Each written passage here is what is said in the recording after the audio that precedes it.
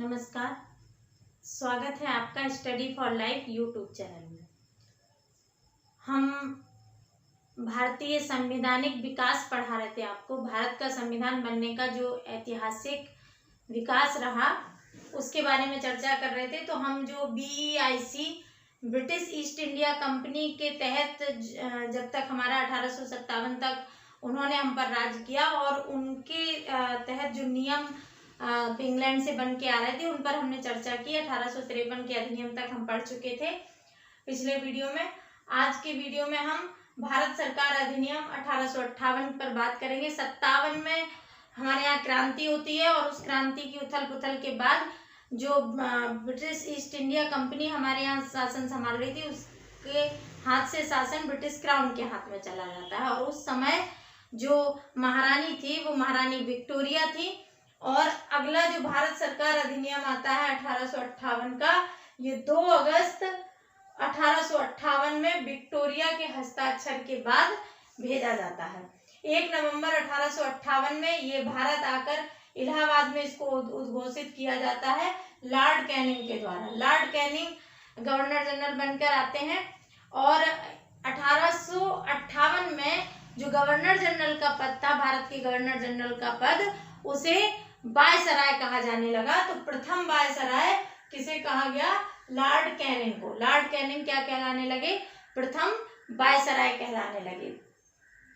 अगला निदेशक और नियंत्रक मंडल जो थे, बोर्ड ऑफ कंट्रोल और कोर्ट ऑफ डायरेक्टर्स, उसको समाप्त कर दिया गया। भारत सचिव की नियुक्ति की गई। इसकी सहायता के लिए 15 सदस्यों की एक भारत परिषद की स्थापना की गई। अगला है, ये इसके इम्पोर्टेंट पॉइंट थे। अगला है भारत परिषद अधिनियम 1861।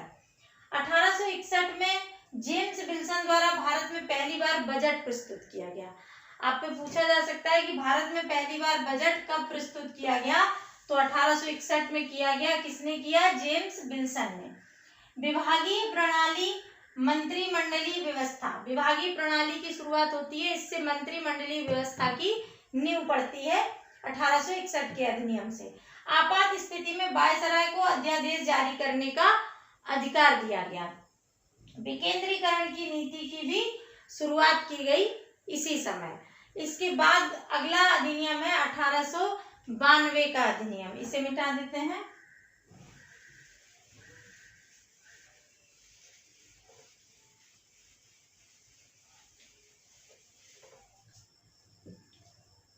अगला है भारत परिषद अधिनियम 1892। इसमें निर्वाचन पद्धति का प्रारंभ किया गया। यह अप्रत्यक्ष निर्वाचन पद्धति थी।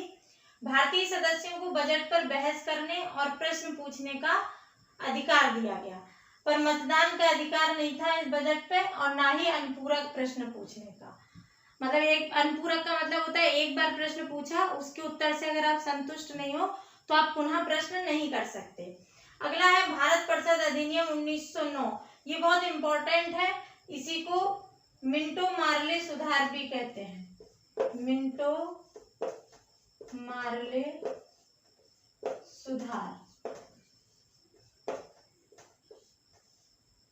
लॉर्ड मिंटो गवर्नर वायसराय थे और मार्ले भारत सचिव होते थे। सर अरुंडेल समिति के आधार पर यह अधिनियम लाया गया। इसमें मुसलमानों के लिए पृथक निर्वाचन की बात कर दी गई। पृथक निर्वाचक मंडल बनाया गया जिससे फूट डालो और राजनीति करो, फूट डालो और राज करो की नीति का क्रियान्वयन हो गया। इसी के लिए मिंटो ने मार्ले को लिखा था कि हम नाग के दांत बो रहे हैं, इसका परिणाम भीषण होगा। ये कोटेशन याद रखना, पूछ देता है। हम नाग के दांत बो रहे हैं, मिंटो ने लिखा था, हम नाग के दांत बो रहे हैं,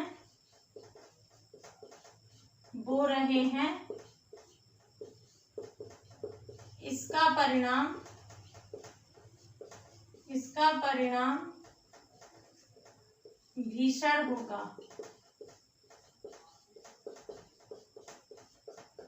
पूछ सकता है कोटेशन भी कभी कभी कि ये किसने कहा था। वायसराय की परिषद में भारतीयों की नियुक्ति होने लगी। SP सिन्हा विधिक सदस्य के रूप में नियुक्त किए गए और इन्हें लॉर्ड की उपाधि से नवाजा गया। तो ये दो आपके थे, भारत परिषद अधिनियम 1892 और भारत परिषद अधिनियम 1909 मिंटो मार्ले सुधार। अगला रहेगा 1919 का मॉन्टेग्यू चेम्सफोर्ड सुधार। तो आइए देखते हैं उसमें क्या क्या है, इसको मिटा देते हैं।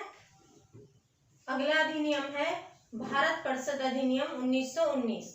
आइए देखते हैं इसमें क्या क्या इंपॉर्टेंट पॉइंट है। 1909 में जो सांप्रदायिक निर्वाचन की बात कही गई थी मुसलमानों के लिए, और इसमें उसी को आगे बढ़ाया जाएगा। देखिए, भारतीय स्वतंत्र डोमिनियन की बात की गई पहली बार कि भारत को स्वतंत्र डोमिनियन बना दिया जाएगा। उत्तरदायी शासन शब्द का पहली बार प्रयोग किया जाता है इसी अधिनियम में। भारत सचिव का खर्च, जो पहले भारत सचिव कहाँ रहता था, इंग्लैंड में, और उसका खर्च कहाँ से जाता था, भारतीय राजस्व से। अब उसका खर्च ब्रिटिश राजस्व से जाएगा। और भारत सचिव की सहायता हेतु एक हाई कमिश्नर की नियुक्ति की गई। प्रत्यक्ष चुनाव प्रणाली की शुरुआत होती है यहाँ से, और महिलाओं को भी मताधिकार मिलता है। यहाँ से महिलाओं को भी वोट करने का अधिकार दिया जाता है। तो याद रखना कि महिलाओं को पहली बार वोट करने का अधिकार कब मिलता है, 1919 में। सांप्रदायिक निर्वाचन प्रणाली जो 1909 में शुरू हुई थी, ये और विस्तार इसका कर दिया गया, और सिख, ईसाई, आंग्ल भारतीय और यूरोपीय सभी के लिए ये शुरू कर दी गई। इन लोगों के लिए भी इसका विस्तार कर दिया गया। केंद्र में द्विसदनात्मक व्यवस्था की स्थापना की गई। द्विसदनात्मक व्यवस्था हो गई, राज्यसभा और लोकसभा वाली, जो विधान परिषद और विधानसभा करके। प्रांतों में द्वैत शासन शुरू किया गया, और द्वैत शासन के जनक कौन माने जाते हैं, लियोनेल कार्टेस। बहुत बार प्रश्न पूछा गया है कि द्वैत शासन के जनक कौन है, तो वो लियोनेल कार्टेस है। लोक सेवा आयोग के गठन का प्रावधान किया गया। केंद्रीय और राज्य का बजट अलग अलग शुरू किया गया। प्रत्यक्ष निर्वाचन के लिए संपत्ति और कर देने वालों का आधार बनाया गया। प्रत्यक्ष निर्वाचन वही लोग कर सकते थे जिनके पास कुछ संपत्ति या उस तरह का कर देने का कोई अधिकार होता था, उन्हीं को प्रत्यक्ष निर्वाचन के लिए आधार बनाया गया। अगला अधिनियम है जो बहुत महत्वपूर्ण अधिनियम है, जिससे सबसे ज्यादा अनुच्छेद हमारे संविधान में लिए गए हैं प्रावधान, वो है 1935 का प्रावधान। 1935 के बाद फिर अगस्त प्रस्ताव 1940 में आता है, 42 में क्रिप्स मिशन आता है और 46 में कैबिनेट मिशन आता है। 47 में हमारा देश स्वतंत्र होता है माउंटबेटन योजना के साथ। उसके बाद हमारा 24 नवंबर 1949 को संविधान बन के तैयार होता है। सभी उस 284 सदस्य उस पर हस्ताक्षर करते हैं। उसके बाद अगला जो 26 जनवरी 1950 को संविधान हमारे देश में लागू कर दिया जाता है, और उस दिन से हमारा देश गणतंत्र बन जाता है। इसके बाद ये क्रम पढ़ाने के बाद, इसके बाद मैं 1935 का अधिनियम बताती हूँ, इसे मिटा के।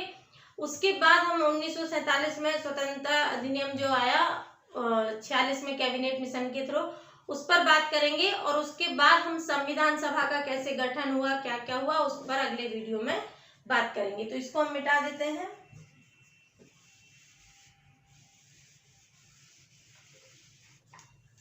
उन्नीस के अधिनियम के बाद सबसे इम्पोर्टेंट अधिनियम भारत सरकार अधिनियम 1935। ये बहुत विस्तृत अधिनियम था। इसमें 321 धाराएं और 10 अनुसूचियां थी।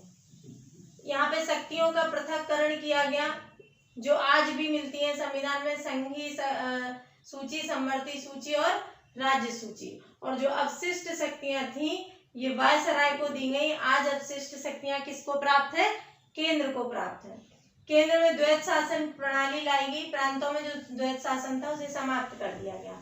द्वैत शासन प्रणाली के अंतर्गत संघीय प्रावधान को स्थानांतरित और आरक्षित विषयों में बांट दिया गया। पर ये जो नियम है, ये जो प्रावधान है, ये कभी लागू नहीं हो पाया।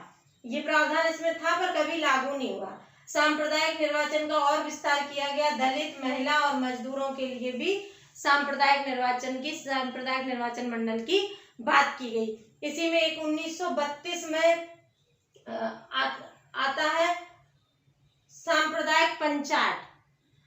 मिलान करने के लिए भी पूछ दिया जाता है। कम्युनल अवार्ड या सांप्रदायिक पंचायत बोलते हैं इसको, सांप्रदायिक पंचायत। इसमें दलितों को मिलान करने के लिए आता है। फिर 1932 में ही पूना समझौता होता है। तो मिलान किया जाता है कि पहले क्या था। तो चूंकि सांप्रदायिक पंचायत के लिए ही पूना समझौता होता है, इसलिए पूना समझौता बाद में है और ये पहले है 1932 में। इस सांप्रदायिक पंचायत में जो दलितों के लिए आरक्षण की बात की, दलितों के लिए जो सांप्रदायिक निर्वाचन की बात की गई, उसके लिए गांधी जी उस समय पूना जेल में थे और उन्होंने वहां पे अनशन शुरू कर दिया। उनके अनशन करने के कारण दलित के जो नेता भीमराव अंबेडकर जी थे और कांग्रेस नेताओं ने आपस में पूना में एक समझौता किया, जिसे पूना समझौता या पूना पैक्ट के नाम से जाना जाता है। उस समझौते का जो निष्कर्ष निकला वो ये था, गांधी जी ने कहा कि सांप्रदायिक जो निर्वाचन है वो नहीं होगा, लेकिन वो हिंदू निर्वाचन के अंतर्गत ही रहेगा। लेकिन चूंकि दलित हिंदुओं का अभिन्न हिस्सा है, इसलिए उनके लिए अलग निर्वाचन नहीं किया जाएगा और उन्हें कुछ आरक्षण दे दिया जाएगा। तो दलितों के लिए जो आरक्षण की व्यवस्था आई वो कहाँ से आई है? पूना समझौता से, जो गांधी जी और भीमराव अंबेडकर जी के मध्य हुआ था। भारतीय रिजर्व बैंक की स्थापना होती है। संघ लोक सेवा आयोग की स्थापना होती है इसी अधिनियम के तहत। पीएससी जो राज्य लोक सेवा आयोग होते हैं उनकी भी स्थापना इन्हीं के आधार पर, इसी अधिनियम के आधार पर हुई। एक प्रांतों में एक लोक सेवा आयोग या दो प्रांतों का संयुक्त लोक सेवा आयोग, जो आज भी प्रावधान है। 1937 में संघीय न्यायालय की स्थापना होती है। इसके बाद अगला आता है भारतीय स्वतंत्रता अधिनियम 1947। ये क्लीमेंट एटली उस समय प्रधानमंत्री थे। इन्होंने घोषणा की कि 30 जून 1947 को भारत में ब्रिटिश राज समाप्त कर दिया जाएगा। पर इस अधिनियम का विरोध मुस्लिम लीग ने किया और उसने कहा कि उसको दो मतलब बंटवारा चाहिए, उसे पाकिस्तान राज्य अलग चाहिए। भारत को स्वतंत्र करने से पहले पाकिस्तान का निर्माण करना है। और ये लागू नहीं होने के कारण फिर इसमें विवाद हुआ। तो 3 जून 1947 को चूंकि माउंटबेटन आ गए थे वायसराय बन के, तो माउंटबेटन ने 3 जून 1947 को घोषणा की और दो देशों का बंटवारा कर दिया गया और हिंदुस्तान और पाकिस्तान की नींव रखी गई। तो 2 देशों के बंटवारे के बाद भारत को स्वतंत्र कर दिया जाएगा और ये सबको स्वीकार भी हो गया। उसके बाद संविधान सभा कैसे बनी और कैसे संविधान में प्रावधान किए गए, किस किस ने हस्ताक्षर किए, ये हम अगले वीडियो में पढ़ेंगे।